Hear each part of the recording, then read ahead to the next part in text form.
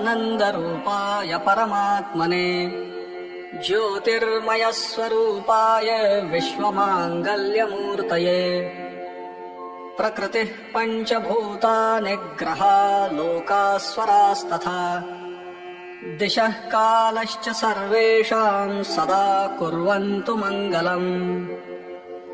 रत्नाकराधौतपदां हिमालयकिरीटिनीम् ब्रह्मराजर्षिरत्नाढ्यां वन्दे भारतमातरम् महेन्द्रो मलयः सह्यो देवतात्मा हिमालयः ध्येयो रैवतको विन्ध्यो गिरिश्चारावलिस्तथा गङ्गा सरस्वती सिन्धुर्ब्रह्मपुत्रश्च गण्डकी कावेरी यमुना रेवा कृष्णा गोदा महानदी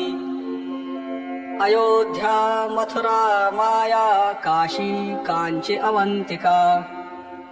वैशाली द्वारिका ध्येया पुरी तक्षशिला गया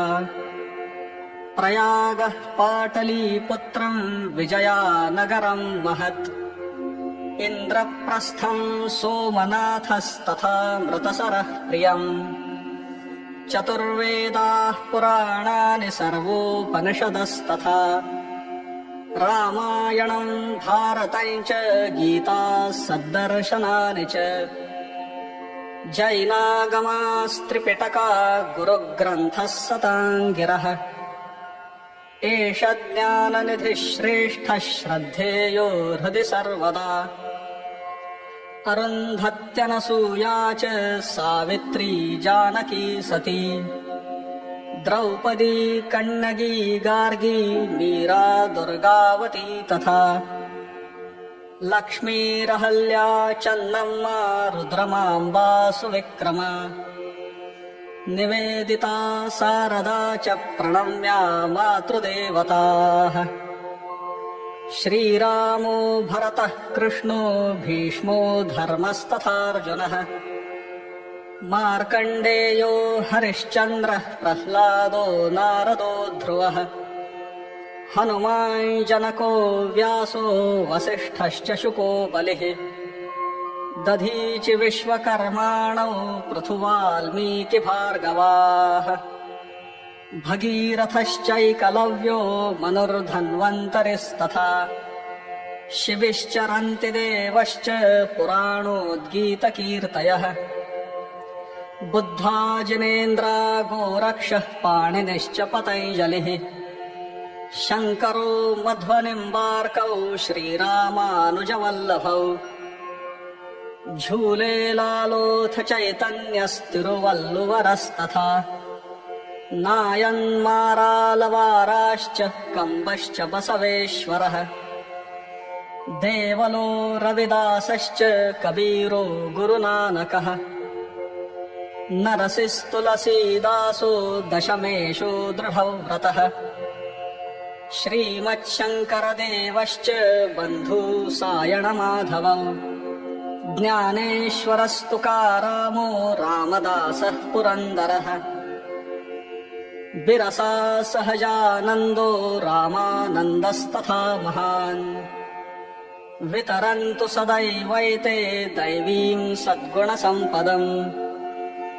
भरतर्षिः कालिदासः श्रीभोजो जकणस्तथा सूरदासस्त्यागराजो रसखानश्च सत्कविः रविवर्मा भातखण्डे भाग्यचन्द्रः स भूपतिः कलावन्तश्च विख्याता स्मरणीया निरन्तरम् अगस्त्यः कम्बुकौण्डिन्यौ राजेन्द्रश्चोलवंशजः अशोकः पुष्यमित्रश्च खारवेलः सुनीतिमान् चाणक्यचन्द्रगुप्तौ च विक्रमः शालिवाहनः समुद्रगुप्तः श्रीहर्षः शैलेन्द्रो बप्परावलः लाचिद्भास्करवर्मा च यशोधर्मा च हूणजित्